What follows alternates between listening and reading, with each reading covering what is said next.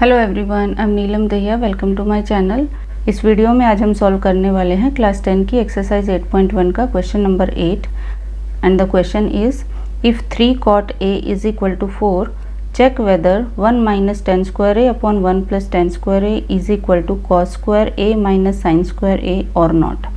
अब जैसे previous questions किए हैं बिल्कुल वैसे ही करते जाना है। गिवन रेशो की हेल्प से हम एक ट्राइंगल, राइट एंगल ट्राइंगल की साइड्स को निकालेंगे और फिर जो भी रिक्वायर्ड रेशोज़ हैं उसमें हम वैल्यूज़ पुट करके और फिर इवेलुएट करेंगे। ठीक है, तो एक राइट एंगल ट्राइंगल सबसे पहले हम ड्रॉ करेंगे। ट्राइंगल ए बी सी मैंने यहाँ लिया है।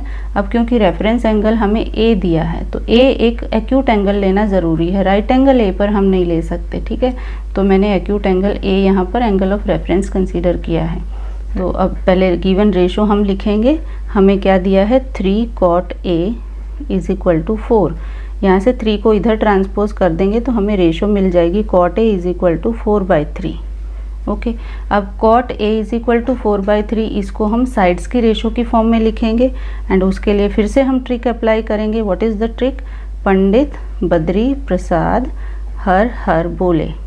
ठीक है, सो अब इनकी रेशोज़ अगर लेंगे तो p/h परपेंडिकुलर अपॉन हाइपोटेनियस होता है sine theta, base upon hypotenuse cos theta and p/b that is perpendicular upon base 10।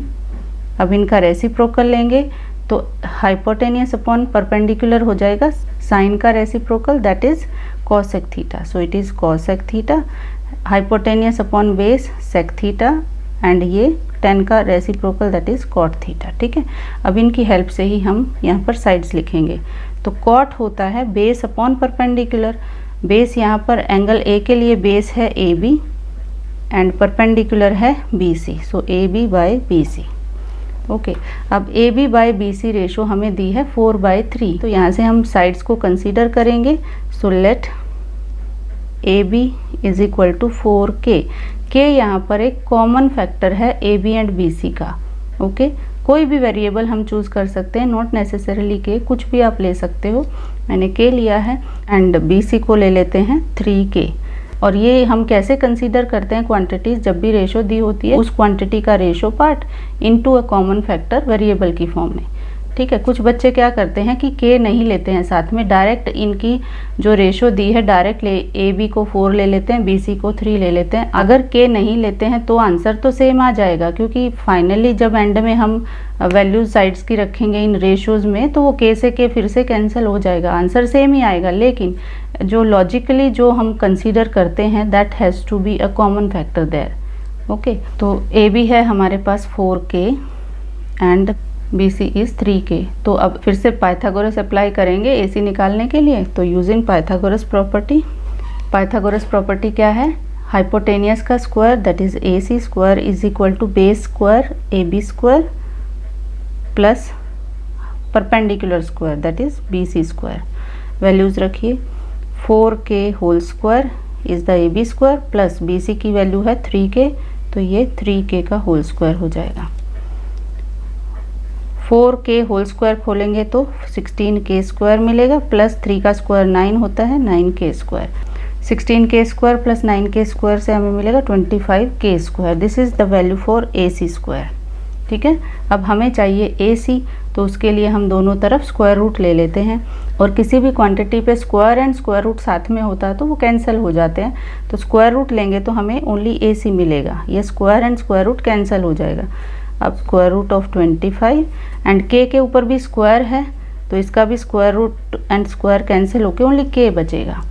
अब स्क्वायर रूट ऑफ 25, यहाँ 25 एक परफेक्ट स्क्वायर नंबर है और जब भी परफेक्ट स्क्वायर नंबर के स्क्वायर रूट की हम वैल्यू लिखते हैं तो हमें 2 वैल्यूज़ हमेशा मिलती हैं सेम, प्लस एंड माइनस। ठीक है, तो इसका स्क्वायर रूट ऑफ 25 होता है +5 एज वेल एज -5। लेकिन ए सी यहाँ पर एक डिस्टेंस है इसलिए हम ओनली पॉजिटिव वैल्यू को कंसीडर करेंगे 5k इसका आंसर आ गया। तो 5k हमें मिल गई ए सी।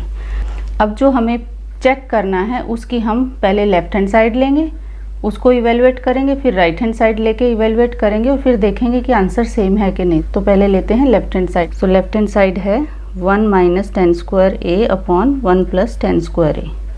अब वैल्यूज़ रखेंगे साइड्स की रेशो की फॉर्म में। 1 माइनस 10 10 का स्क्वायर लेना है तो 10 होता है परपेंडिकुलर अपॉन बेस। परपेंडिकुलर है 3k BC that is 3k और बेस है AB दैट इज़ 4k। तो ये हमें मिलेगा 3k by 4k and it's whole square by 1 plus 10 square A, तो same value with plus sine 3k by 4k it's whole square. k से k cancel, जैसे मैंने आपको पहले बताया था अगर k नहीं लेंगे तो आंसर सेम ही आएगा क्योंकि k बाद में जाके कैंसिल हो जाता है, बट बिगनिंग में उसको कंसीडर करना ज़रूरी है क्योंकि हमें रेशो दी है, हमें एक्चुअल लेंथ्स नहीं दी हैं। तो अब यहाँ मिला 1 माइनस 3 का स्क्वायर लेंगे 9, 4 का square 16 upon 1 plus 9 by 16। Okay, अब यहाँ एलसीएम ले लेते हैं। न्यूमरेटर एंड डिनोमिनेटर में एलसीएम लेंगे तो न्यूमरेटर का एलसीएम 16 माइनस 9 फिर बाय, नीचे भी एलसीएम है 16 और ये हो जाएगा 16 1 जा 16 प्लस 9। अब यहाँ पर 16 इज़ अ कॉमन फैक्टर, ये कैंसिल हो जाएगा तो यहाँ बचेगा 16 माइनस 9 इज़ 7 और नीचे होगा 16 plus 9 means 25। So this is the value for left hand side.